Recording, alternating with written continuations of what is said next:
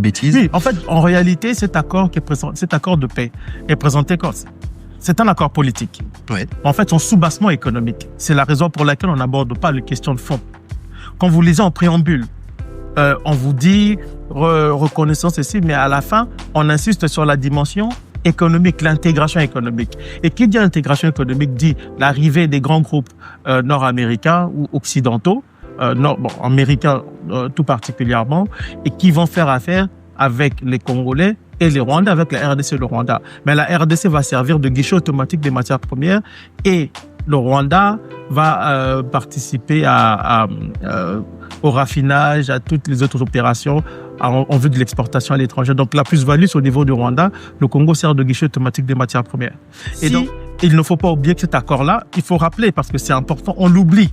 On parle d'accord, on oublie que cet accord découle des discussions qui ont été parrainées par les États-Unis suite à une demande introduite par la RDC auprès du président Trump, une demande qui consistait à céder les matières critiques de la RDC en échange d'un soutien diplomatique et sécuritaire. Tout part de là.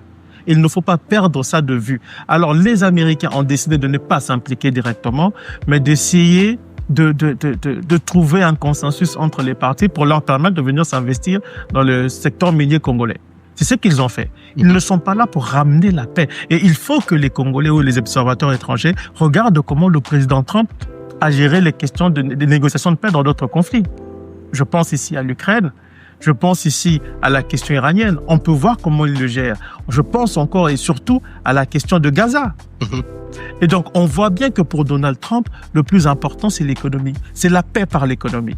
Et la paix par l'économie ne peut pas marcher dans une région des Grands Lacs qui a vu plus de 6 millions de Congolais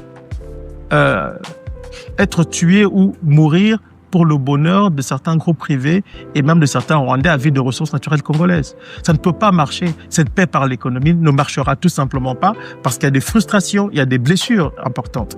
Et donc, quand je parle d'accord économique, c'est parce qu'en réalité, l'élément de fond, c'est l'économie, ce n'est pas la paix. C'est de créer tout simplement les conditions politiques qui vont permettre aux groupes américains de s'installer dans la région et de profiter de ressources naturelles de la RDC de concert avec le Rwanda, auteur de la déstabilisation du Congo pendant près de 30 ans.